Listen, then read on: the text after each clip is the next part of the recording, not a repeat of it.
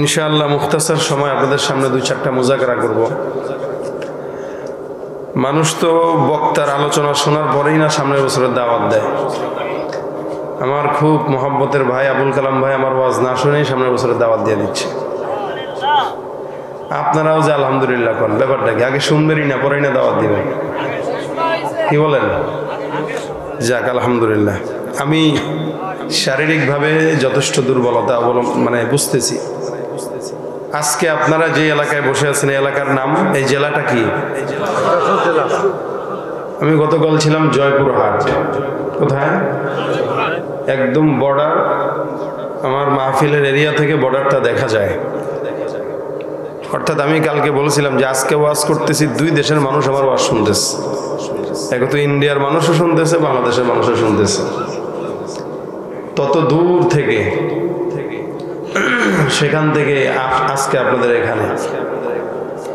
এরপরে বাচ্চাও ছিল অসুস্থ, তারাও আবার দুপুরবেলায় এসে বিমান থেকে নেমেই হাসপাতালে নিয়ে একটু ডাক্তার দেখায়, তারপরে বাসায় এসে সারাদিন পর দুই চা ভাত মোটামুটি খেয়ে দেরি না করে আবার সাথে সাথে এখানে আবার বহু দূর যাওয়া লাগবে। আবুল কালাম আজাদ ভাই খুবই বুঝবান মানুষ, মাশাআল্লাহ। উনি আলোচকদের মেজাজ এত বুঝে, আলহামদুলিল্লাহ। আমার ভালো লাগে এই লোকটারা দেখলে। এজন্য শুরু থেকে আপনাদেরকে আমি যেই কথা বলতাম ওইটা উনি বলে দিয়েছেন যে কোনো প্রকার আবদার, জোর দাবি কোনো কিছুই চলবে না যতক্ষণ শরীরে খুলায়। আমি ঠান্ডা মাথায় কথা বলবো, গলার অবস্থাও খারাপ, শারীরিকভাবেও দুর্বল। আমি আপনাদেরকে টোকা দেব, আপনারা আওয়াজ দিবেন। যদি পারেন তাহলে ওয়াজও হবে, দু চারটা গজলও হবে ইনশাআল্লাহর আওয়াজে। মনে হয় করোনায় ধরছে আপনাদেরকে। এটা বুঝলেন তো দেরি করে দিলেন কেন? আপনারা জানেন যে আমি কি চাই, আপনারা জানেন যে আমার কি দরকার। এটা দেওয়ার পরও, জানার পরও যদি না দেন, আমি আলোচনা চোখ বন্ধ করে বাস করে চলে যাব। আর যদি মনে করেন আওয়াজ একটু আমার মন মতো হয়, তাহলে আপনাদেরকেও আপনাদের সন্তুষ্ট করার জন্য যেটা দরকার সেটা দিয়ে যাব। পিছনওয়ালারা কিচ্ছু বলে না, পিছনওয়ালারা কয় না কেন? জোরে বলেন ঠিক কিনা? সবাই মিলে আওয়াজ দিয়ে আলহামদুলিল্লাহ। মুখতাসার সময় আলোচনা হবে। এখন স্টেজে আমার ডান পাশে বাম পাশে সব হইলো বক্তারা বসা। বক্তাদের সামনে বক্তারা ওয়াজ করতে পারে না। আবার আপনারা যারা আছেন আলহামদুলিল্লাহ, এরা যদি সজাগ থাকেন, সতেজ থাকেন, তাহলে কিছু কথা বলবো। আল্লাহ যদি তৌফিক দান করে আয়াতের অনুকূলে, আল্লাহ পাক যে কথাগুলো আমার এবং আপনাদের আমলের নিয়তে বলার, শোনার তৌফিক দান করে, বলেন আমিন।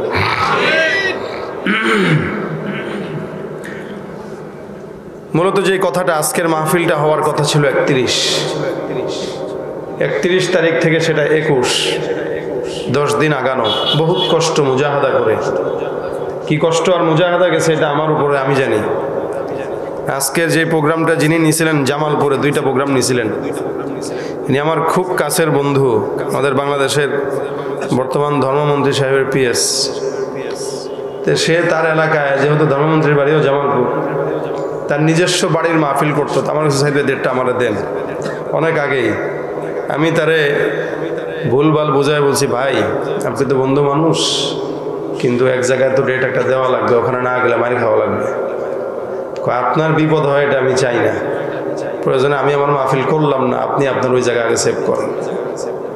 এরাই সেই কথা বইলা তারপরে আজকের 21 তারিখটা বের করছি। তো দেখেন, এর ভিতরেও কিছু 2 নাম্বারই মানুষ করে। যেমন আপনারা জানেন, আপনাদের পাশের কোনো একটা এলাকায়, আমি জানিও না, আমার ঘুণাক্ষরেও জানা নাই, পোস্টার আমার কাছে কালাম ভাই দিয়ে বলতেছে, আপনি কি এই দিনে দাওয়াত রাখছেন? আমি বলছি, আমি চুকনগরে যাই হইলো আবুল কালামের জন্য, সেখানে তো চুকনগরে আবুল কালাম ছাড়া কেউ আমার নিতে পারে নাই। এই কোন আল্লাহর বান্দা যে আমারে দাওয়াত দিয়ে রাখছে, আবার টাকাও দিয়ে দিছে, অথচ আমি নিজেই জানি না। গতকাল আমি যেখানে মাহফিল করছি তার আগের দিন ওই পার্শ্ববর্তী এলাকায়, আমি জানি না আমার নামে পোস্টার ছাপায় টাকা পয়সা কারে দিয়েছে, কোন ব্যাগ করলে, আল্লাহ মাবুদ জানে। আমার ফোন দিয়ে হুজুর আসতেই হবে, নাহলে ইজ্জত শেষ। আমি কি ইজ্জতকে আমি শেষ করছি না নিজেরটা নিজে খোয়াইছেন? মানুষ যেখানে 1 বছর আগে ডেট পায় না, সেখানে আপনারা 1 মাস আগে ডেট নেন। চিন্তা তো করা উচিত যে সাইদ আহমদের ডেট অন্তত 1 মাস আগে মিলবে না। এইটা তো অন্তত বোঝা উচিত, যারা বুদ্ধিমান এরা তো একটু বুঝবে কিভাবে মিলে। আপনি 2 মাস আগে 1 বছর আগে ডেট দিয়ে পাই না, 24 সালের ডেট এখন দিতেছি, তাও মানুষ পাবে কিনা সন্দেহ। কারণ মানুষ কোটি কোটি বাংলাদেশ, আমরা মাহফিল আর কয়টা করি? তাই হাজারো মানুষ যদি 1000 মানুষও যদি যোগাযোগ করে তাও তো দিতে পারবো না। সেখানে কোটি মানুষের ভিতরে ডেট নিতে গেলে তো 5 বছর আগে যোগাযোগ করা দরকার। সেখানে 1 সপ্তাহ 2 মাস আগে 1 মাস আগে কার কাছে না দেখে না শুনে আপনারা টাকা দেন, প্রতারিত হন। এটা একটু সাবধান থাকবেন আপনারা। মনে রাখবেন এই চুকনগরে আমি যদি আসি একমাত্র আবুল কালাম ভাইয়ের কথায় আসি, কারণ উনি আমার খুব মহব্বতের। একত আমি এই এলাকাগুলো আসি না, একটা কারণ হইল যেহেতু অনেক দূর। আমি প্রোগ্রাম করি কাছাকাছি, যেখানে 1 ঘন্টা 2 ঘন্টার রাস্তায় যাওয়া আসা করা যায়, এতে আমাদের শরীর ভালো থাকে। সেখানে এই জায়গাটায় আসা, তার মানে আবুল কালাম ভাই আমার খুব কাছের লোক এবং বিশ্বস্ত কাছের মানুষ। যদি যাই এরকম কাছের মানুষদের প্রোগ্রাম করি, আপনারা সামনে থেকে যদি কোনো প্রোগ্রামের প্রয়োজন হয় ওনার সাথে কথা বলবেন, এছাড়া সরাসরি আমার সাথে কথা বলবেন। কারণ আমরা প্রোগ্রাম সরাসরি নিজে রাখি। এবং এটা মনে রাখবেন, কখনোই আলহামদুলিল্লাহ প্রোগ্রামের আগে কোনো সমস্ত টাকা আমরা কখনোই নেই না। এবং আমরা একটা সামান্য অগ্রিম নেই, সর্বোচ্চ 5000। এটা কেন নেই? গুরুত্বের জন্য। এটা না নিলে কি হয় জানেন? ওই বলছে হুজুর ডেটটা লিখে রাখেন, লিখে রাখছি 2 মাস আগের থেকে যোগাযোগ তো নাই। প্রোগ্রামের আগের দিন যদি ফোন দেই, ভাই হুজুর প্রোগ্রামটা তো করতে পারতেছি না। দুনিয়ার মানুষ পায় না প্রোগ্রাম, আর সে প্রোগ্রাম ওই যে ফ্রি পাইছে, এই জন্য তার কাছে গুরুত্ব নাই। এই গুরুত্বটা যেন থাকে, যার কারণে 5,000 টাকা নেই। যদি কেউ না করতে পারো এটা আবার রিটার্ন নেই। কিন্তু বয়ানের আগেই সব টাকা পে করতে হবে, নইলে আসবে না, চাকা ঘুরবে না। এই সকল কথা অন্য বক্তার কাছে চাইলেও পাইলেও অন্তত চাহিদা আমাদের কাছে নাই, আলহামদুলিল্লাহ। এজন্য আপনারা প্রতারিত হবেন না। কেউ যদি আপনাদের কাছে টাকা চায়, কত 2 দিন আগে আরেক মাহফিলে গেছি কিশোরগঞ্জে, বয়ানও করছি দিনের বেলা। বয়ান টয়ান করার পরে হাদিয়া দিবে, হুজুর হাদিয়া তো দিয়ে দিচ্ছেন। কারা দিচ্ছেন? কাপ্তানি তো গতকাল দিলাম। গতকাল মানে কারা দিচ্ছেন আপনারা? কাপড়ি তো বলছেন ফোন দিয়েছে। আমি আস্তাগফিরুল্লাহ, আমি তো আপনাদের সাথে কোনো কথাই বলি নাই। হুজুর কি বলেন? এই যে দেখেন বিকাশ নাম্বার, ওই যে সেই 93 আবুল কালাম ভাই যে নাম্বার আপনি আমারে দিচ্ছেন। পরে আমি ফেসবুকে পোস্ট করলাম, সে দেখেন ওয়াজ করে কে, টাকা পায় কে। আমি ওয়াজ করলাম, টাকা তো দিয়ে দিছি। কারা দিচ্ছেন? তারা দিছি। সে জানলো কেমন এখানে মাহফিল? সে তো ফোন দিয়ে বললো, আমি সাইদ বলছি, নাম্বার এটা ভিন্ন, এখানে আমার একটু টাকাটা পাঠিয়ে দেন। আমি কি কারণে নিচ্ছি পরে কালকে এসে বলবো। আমরা তো হুজুর তারা সব টাকা পাঠিয়ে দিচ্ছি। চিন্তা করতে পারেন? এই যে চক্রটা আপনাদেরকে ধোকা দিছে, একই চক্র সেদিন এই ধোকা দিয়ে আরেক মাহফিলে আরেকজন ফোন দিয়ে বলতেছে, হুজুর আজকে না আপনার কাপাসিয়া মাহফিল। না তো। কি বলেন? আমরা তো অগ্রিম টাকা পয়সা দিয়ে শেষ। কত দিয়েছেন? 27,000 টাকা অগ্রিম দিয়ে ফেলছি। মাহফিলে আপনার নাম ঘোষণা হইতেছে, আপনি কই যান? আমার প্রোগ্রাম তো অন্য জায়গায়। আপনারা কাকে দিয়েছেন? এই জন্য প্রোগ্রামের ব্যাপারে খুব বেশি ধোকাবাজি চলতেছে। আপনারা খুব সতর্ক থাকবেন, নিজে ধোকা খাবেন না, অন্যকে ধোকার থেকে নিজেরা বাঁচাবেন। প্রোগ্রামের ডেট লাগবে, সরাসরি ফেসবুকে আমার 2টা নাম্বার দেওয়া আছে, অথবা আবুল কালাম ভাইকে আজকে আমি চিনাই দিয়ে গেলাম। যদি উনি বলে মুনাসিব মনে করে আপনাদেরকে দাওয়াত দিবে, এছাড়া আমার নিজস্ব প্রোগ্রাম, আমার নিজের নাম্বার ছাড়া আর এই এলাকার জন্য, এই এলাকা চুকনগর এলাকার জন্য আবুল কালাম ভাই ছাড়া যে কেউ যদি বলে প্রোগ্রামের কথা, বিশ্বাস করবেন না, মনে করবেন এটা প্রতারণা। ঠিক আছে? এটা মনে রাখবেন, কারণ এই বাটপাড়িটা হচ্ছে। আল্লাহ যে করতেছে তারে হেদায়েত দান করবে বলে না আমি। আপনাদেরকেও যেন আল্লাহ পাক সহিটা রাস্তায় বোঝার তৌফিক দান করে। আমি আপনাদের সামনে যে ছোট্ট আয়াতে কারিমা তেলাওয়াত করেছি, আল্লাহ পাক এই আয়াতে অনেক মূল্যবান একটা নসিহত বান্দাকে করলেন। আল্লাহ পাক বলেন, ইয়া আইয়ুহাল্লাযীনা আমানু, হে মুমিনরা, ঈমানদারেরা। দেখেন এই ঈমানদার নামটা কে দিয়েছেন? আল্লাহ আমাদেরকে দিয়েছেন। নাম দিয়েছেন আল্লাহ। এটা মহব্বতের নাম, অনেক মহব্বতের নাম। আল্লাহ পাক মহব্বত করে আপনাকে আমাকে ঈমানদার বলেছেন। এর চেয়ে বড় সৌভাগ্য একজন মুমিনের জন্য হতে পারে না। তার মানে ঈমান আমার ভিতরে আছে বলেই আমি মুমিন। যার ভিতরে ঈমান থাকে সে কি? মুমিন। যার ভিতরে ঈমানের নূর থাকবে সে মুমিন। আর আল্লাহ নিজে আমাদেরকে বলতেছে হে মুমিন, তার মানে আমরা ঈমানদার, কিন্তু মুখে মুখে, অন্তরে না। যদি মুখে মুখে নাই হইতাম, অন্তরে অন্তরে হইতাম, কোনোদিন আর্জেন্টিনা ব্রাজিলের জন্য বউরে তালাক দিতে পারতাম না, আর্জেন্টিনা ব্রাজিলের জন্য বন্ধুরে হত্যা করতে পারতাম না। কিন্তু আমাদের মুখে মুখে বাকি, ইমান ভিতরে নাই। আল্লাহ পাক বলেন, হে মুমিনেরা, তোরা তো ইমানদার নিজেকে দাবি করস, তোদেরকে একটা নসিহত করি, কু আনফুসাকুম, তোমরা নিজেরা নিজেদেরকে বাঁচাও, হেফাজত করো জাহান্নামের আগুন থেকে, দোজখের আগুন থেকে, গুনাহ থেকে নিজেকে নিজে বাঁচাও। কথা বুঝতেছেন? ঘুমাইতেছেন নাকি? নিজেরা নিজেকে বাঁচাও। আমরা সমাজের ভিতরে অন্যকে নিয়ে ফিকির করতে পছন্দ করি বেশি।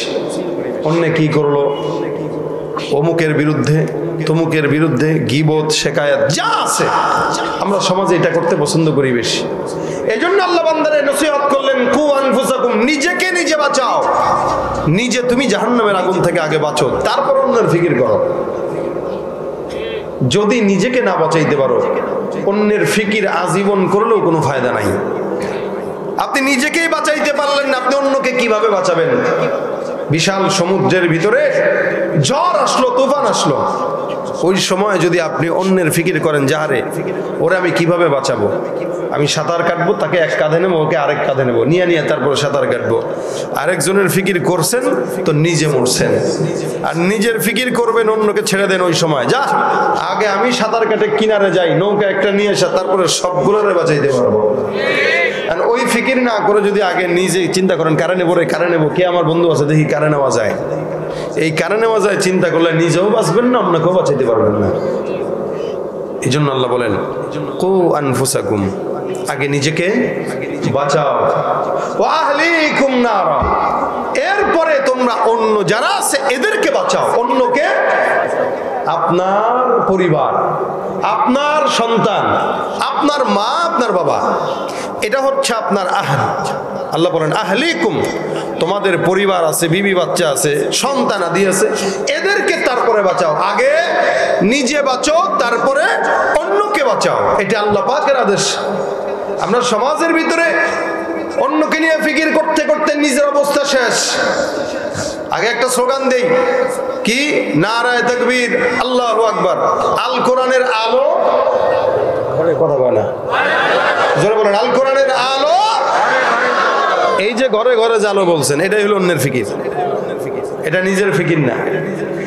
ঘরে ঘরে জালো বা সংসদে জালো, যেটাই বলেন, এগুলো হলো সব অন্যের ফিকির, নিজের ফিকির না। আমি এই স্লোগানটাকে একটু পরিবর্তন করে যদি আপনারা বুঝাই, আল কোরআনের আলো, দিলে দিলে জালো। কিসে কিসে বলেন? দিলে দিলে জালো মানে কু আনফুসাকুম, দিলে দিলে জালো মানে আলাইকুম আনফুসাকুম, তোমরা নিজেরা নিজেকে বাঁচাও। এটাই হলো আল কোরআনের আলো, দিলে দিলে জালো। ঘরে ঘরে জ্বালাইতে যায়, সংসদে জ্বালাইতে যায়, নিজের ভিতরে নাই নবীর সুন্নাত, এই ঘরে ঘরে আগুন জ্বলতেছে। চিন্তা করছেন যে নিজেরকে সুন্নতের আলোয় জ্বালাইতে পারলো না, সে সংসদকে কেমনে জ্বালাবে?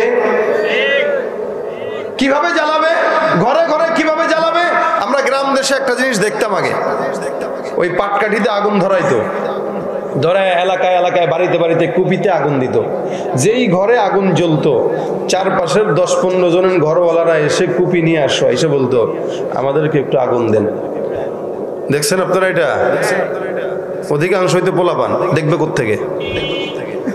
তা আমরা ছোটবেলায় এটা দেখতাম, কুপি নিয়ে 14 জায়গার ঘর থেকে আইসা আইসা সিরিয়াল দিয়ে আমাদেরকে একটু দেন, আমাদেরকে। যেই ঘরওয়ালা আগুন জ্বালাইছে পাটকাঠিতে, সে এখন 14 জনকে বিলাইতে বিলাইতে বিলাইতে বিলাইতে অবশেষে দেখতো থপ করে নিজের আগুনটা নিভে গেছে। হয়তো না এটা নিভে গেছে। হাই হাই হাই, মানুষের ঘর জ্বালাইতে যায়, নিজের ঘরে অন্ধকার। আল কোরআনের আলো ঘরে ঘরে জ্বালতে যায়, এখন নিজের ঘরে নাই নামাজ, নিজের ঘরে নাই রোজা, নিজের ঘরে নাই পর্দা, নিজের ঘরে নাই সুন্নতের কোনো বালা, সে অন্যের ঘরে আগুন জ্বালায়। এই জন্য স্লোগান হবে ভিন্ন, আল কোরআনের আলো, দিলে দিলে জালো। কোথায় জ্বালবে? দিলে দিলে, দিলে দিলে। কু আনফুসাকুম, নিজেকে বাঁচান মিয়া। নিজেকে যে না বাঁচাইতে পারলো সে কাউরে বাঁচাইতে পারবে না, আর যে নিজেকে বাঁচাইতে পারবে সে সারা দুনিয়াকে বাঁচাইতে পারবে। তবলিগে চলে গেছেন চিল্লায়, নিজের ঘরের বউ এখনো পর্দা শিখে নাই। আপনি নিজের ঘরে পর্দা ঢুকান, তারপর অন্যকে পর্দার ওয়াজ করেন। আপনার সন্তান নামাজ আদায় করে না, আপনি মানুষকে নামাজের দাওয়াত দেন, তাকে নামাজের দাওয়াত দেওয়ার আগে নিজের সন্তানকে নামাজি বানান। এটা হলো কু আনফুসাকুম ওয়া আহলিকুম নারা। কেন? নিজে যদি আপনি ঈমানের পথে চলেন, অন্য যদি নাও চলে আপনার কোনো সমস্যা নাই। আল্লাহ পাক রব্বুল আলামিন বলেন, ইয়া আইয়ুহাল্লাযীনা আমানু আলাইকুম আনফুসাকুম লা ইয়াদুররুকুম মান দাল্লা ইযা ইহতাদাইতুম। হে বান্দা, তোমরা নিজেরা নিজেদের চিন্তা করো, নফসের চিন্তা করো। যদি কোনো বান্দা তুমি ঈমানের রাস্তায় চলার পর ওই বান্দা আশেপাশের কোনো বান্দা যদি গোমরাহের রাস্তায় চলে, আমি আল্লাহ পাক রব্বুল আলামিন তোমাকে কোনোদিন ধরবো না তার গোমরাহি রাস্তায় সে চলার কারণে। তুমি তোমার হিসাব দিবা, সে তার হিসাব দিবে। লা তাজিরু ওয়াজিরাতুন উযরা উখরা। দুনিয়ার জমিনে যতগুলা বান্দা দেখেন, কেউ কারো বোঝা বহন করবে। প্রত্যেকটা বান্দা প্রত্যেকটা নিজে নিজের বোঝা বহন করবে।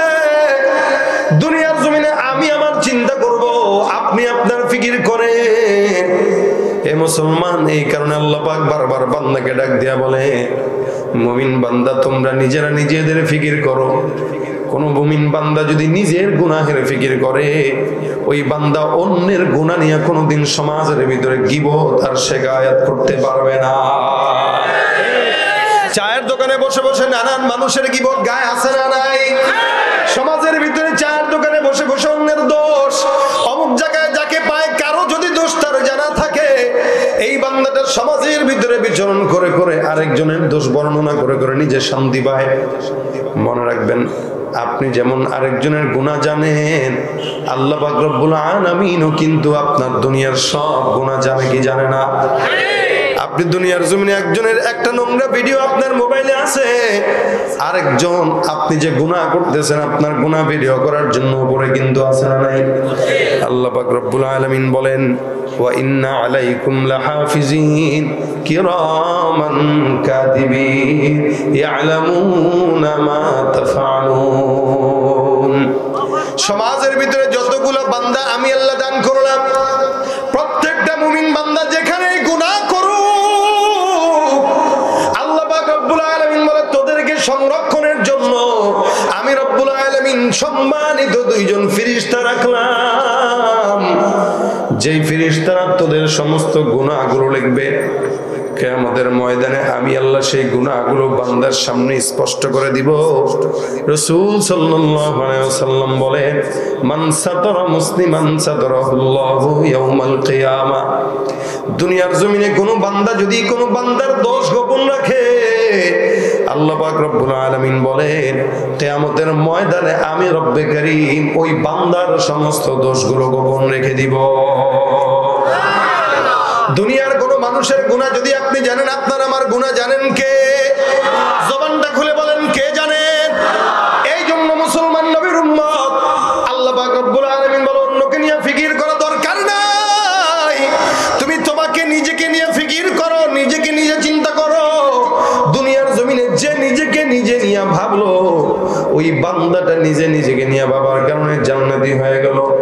এ মুসলমান, এই কারণে আল্লাহ পাক জায়গায় জায়গায় বান্দাকে বলতেছে, বান্দারা খবরদার, সমাজের মানুষের ফিকির করা দরকার নাই, তুমি তোমার গুনাহের ফিকির করলে তুমি জিন্দেগিতে অন্যের বিরুদ্ধে কথা বলার সুযোগ তুমি আর কথা না।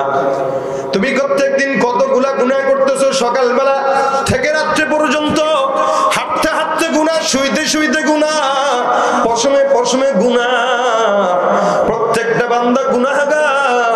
আল্লাহ পাক রব্বুল আলামিন বান্দাকে গুনাহের মজা দিলেন, আবার বান্দাকে গুনাহের সাজার ভয় দিয়েছেন, ঠিক কিনা বলেন? বান্দা গুনাহের ভয় যত, এই গুনাহের মজা যদি বান্দা ফিকির করতো, যে গুনাহের ভয়টা কিন্তু তার চাইতেও বেশি। কোন বান্দা জিন্দেগিতে কোনোদিন গুনাহের কাছে এক বিন্দু আগাইতে পারতো না। বান্দা যদি ফিকির করতো আমার গুনাহগুলো আমার চোখের সামনে দেখা যায়, বান্দা যদি ফিকির করতো আমি যেই গুনাহটা করলাম, গুনাহটা যদি আল্লাহ পাক রব্বুল আলামিন প্রকাশ করে দিত, এই গুনাহ নিয়ে জিন্দেগিতে কোনোদিন আমি নিজে ওয়াজ করতে পারতাম না। এলাকার কোনো মানুষ কোনোদিন মানুষের সামনে বুক ফুলায় কোনোদিন হাঁটার সুযোগ পাইতো না, ঠিক কিনা জোরে কর। কিন্তু সমাজের ভিতরে আপনার মতো আমার মতো না এক বান্দা না খান্দা বান্দা নাচিস বান্দার অভাব নাই। এরপরও দুনিয়ার মানুষ আমরা অন্যের গুনাহ নিয়ে সমাজের ভিতরে খেলা করি। মনে রাখবেন যে অন্যের গুনাহ নিয়ে নাড়াচাড়া করে আমার মাওলাই কিন্তু কিয়ামতের ময়দানে তার গুনাহ নাড়াচাড়া করে বান্দাকে বুঝায় দিবে। সেদিন আপনি বান্দার সামনে কিভাবে জবানটা দেখাবেন এই ফিকিরটা আপনি করেন। এ মুসলমান, আল্লাহ পাক রব্বুল আলামিন বলে এই কারণে নিজের ফিকির নিজে করো। তোমার গুনাহ তুমি এমন করলা, গুনাহের দিকে যদি তাকাই কোনোদিন জান্নাত পাওয়ার আশা করা যায় না। এ মুসলমান, গুনাহের এমন অবস্থা, গুনাহ দিয়ে কোনোদিন বান্দা আল্লাহ পাকের কাছে ক্ষমা আশাও করতে পারে না। কারণ আমাদের অন্যায় এত বেশি হয়ে গেছে, তওবা সারা জিন্দেগি করলেও মালিক কিন্তু আমাদেরকে ক্ষমা করার মতো অবস্থায় নাই। ইচ্ছাকৃত গুনাহ করে, প্রকাশ্যে গুনাহ করে, আবার বান্দা বারবার গুনাহ করে। শয়তান বান্দারে ধোঁকা দিয়ে বলে, হে বান্দা তুই চিন্তা করিস না, তোর মালিক তো একজন আছে, বান্দা তোর যত মন চায় গুনাহ কর, আল্লাহ তোরে ক্ষমা করে দিবে। শয়তান বান্দারে নেক সুরাতে ধোঁকা দেয়, যার কারণে বান্দা প্রত্যেকদিন গুনাহ করে। আজকে ঘুষ খায়, কালকে আবার গুনাহ, কালকে আবার তওবা করে, পরের দিন ঘুষ খায়, তারপরে আবার তওবা করে। কলমের দিয়া কামায়, সুন্দর করে করে হারাম টাকা কামায়, সুদের টাকা খায়, জেনা করে, আবার স্কুল কলেজের ভিতরে মিষ্টিও বিতরণ করে। আছে না? আর্জেন্টিনার দল সাপোর্ট করতে যায়, ফেসবুকের ভিতরে লিখতেছে যে হুজুরদেরকে বয়কট করলাম। কেন? হুজুররা আর্জেন্টিনার বিরোধিতা করছে, খেলার বিরোধিতা করছে। প্রয়োজনে মেসির দল করতে যায়, যদি ইহুদি হওয়া লাগে তাও হইতে রাজি আছে। আস্তে কয় নাউজুবিল্লাহ। কত বড় নালায়েক বেঈমান হলে এই কথা বলতে পারে? একটা মুসলমানের সন্তান যখন এই কথা জবান দিয়া বলে, আল্লাহর কসম সে কোনোদিন মুসলমান হতে পারে না। তুমি নবীর উম্মত দাবি করো, সুন্নাহ মানো না, নবীর অপমানে তোমার হৃদয় কাঁদে না। তুমি নবীর উম্মত দাবি করো, সুন্নাহ মানো না, নবীর অপমানে তোমার হৃদয় কাঁদে না। তুমি বিজাতীয় সংস্কৃতিতে সপেছো পরাণ, বিজাতীয় সংস্কৃতিতে সপেছো পরাণ। তুমি কেমন মুসলমান, তুমি কেমন মুসলমান? পারেন? নামাজের সাথে নাই পরিচয়, মানো না কোরআন, নামাজের সাথে নাই পরিচয়, মানো না কোরআন। তুমি কেমন, তুমি কেমন মুসলমান? সুদের টাকায় প্রাসাদ গড়ো, ঘুষ ছাড়ো না, দিন দুঃখী না খেয়ে মরে খবর রাখো না। তুমি ঘুষ খেয়ে অবিচার করো, সাজিয়া প্রধান, ঘুষ খেয়ে অবিচার করো, সাজিয়া প্রধান। তুমি কেমন মুসলমান, তুমি কেমন মুসলমান? নামাজের সাথে নাই পরিচয়, মানো না কোরআন, নামাজের সাথে নাই পরিচয়, মানো না কোরআন। তুমি কেমন মুসলমান? ঠিক কিনা? মুসলমান তাকে বলা যায় যে নিজের ইসলামকে ইহুদি নাসারার জন্য ছোট করে, সে মুসলমান।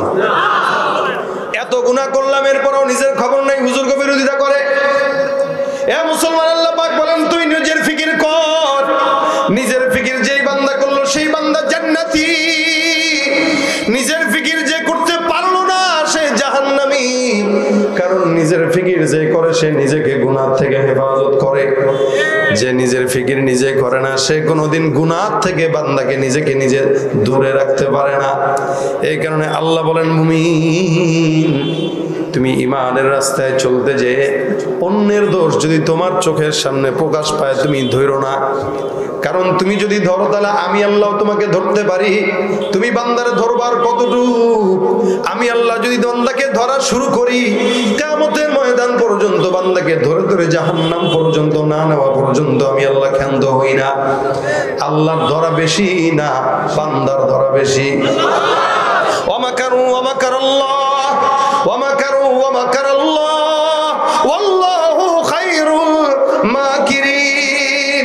আল্লাহ পাক রব্বুল আলামিন বান্দাকে যদি ধরে, ওই বান্দা কশিন কালেও বান্দা নিজেকে আল্লাহর রাস্তা থেকে, আল্লাহর পাকড়াও থেকে বান্দা নিজের হেফাজত করতে পারে না। এই মুসলমান, এখানে কৃষকরা আছেন, মুরব্বীরা আছেন, যুবকেরা আছেন, বাচ্চারা আছেন, অল্প বয়সী স্কুল কলেজের ছাত্র ভাইয়েরা আছেন।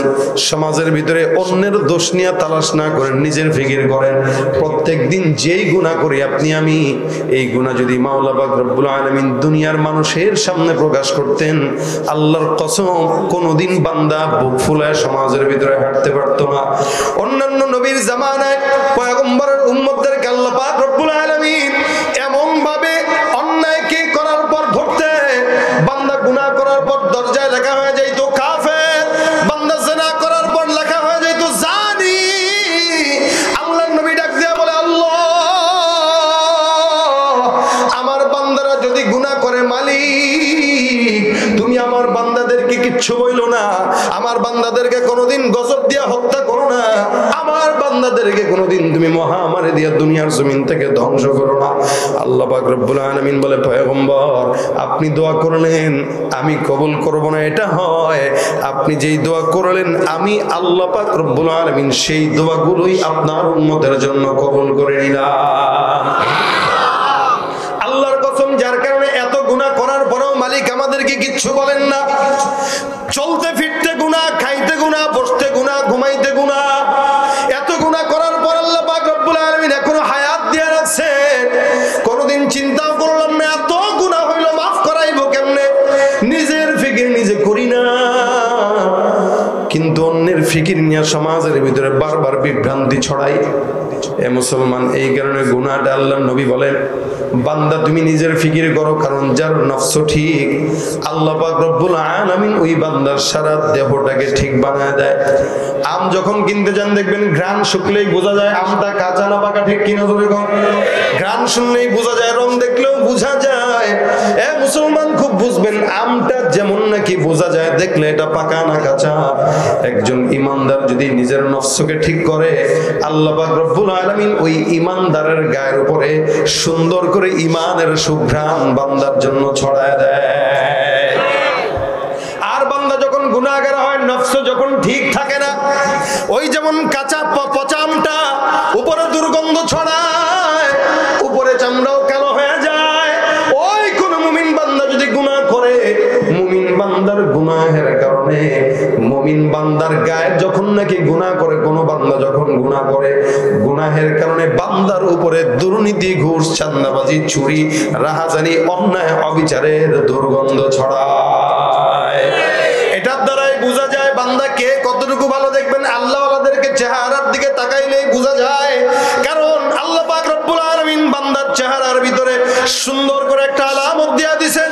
এ মুসলমান, বুজুর্গ হইতে গেলে কিন্তু বেশি বেশি নামাজ লাগে না।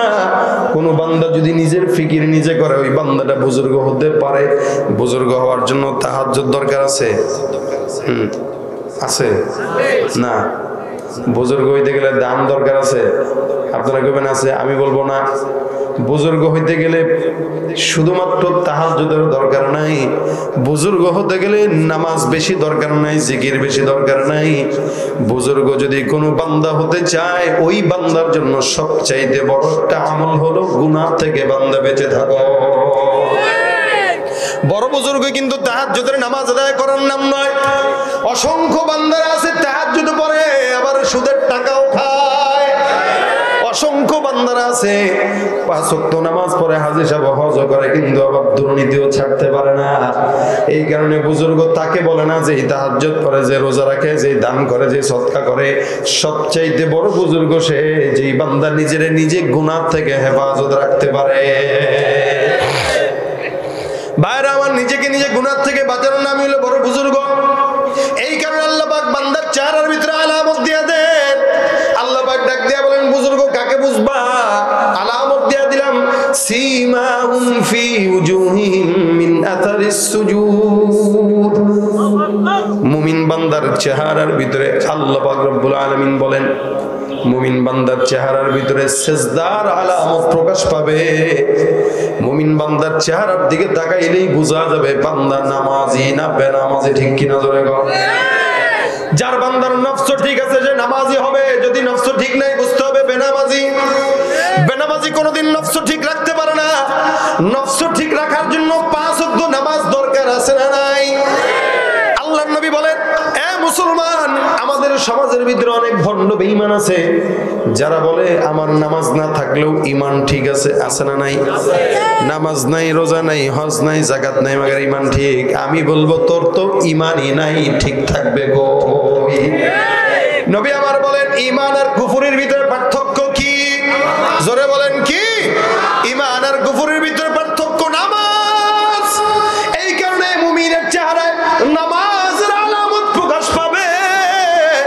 আল্লাহ পাক রব্বুল আলামিন বলেন, তাকাইলেই বুঝবা ব্যক্তিটা নামাজি।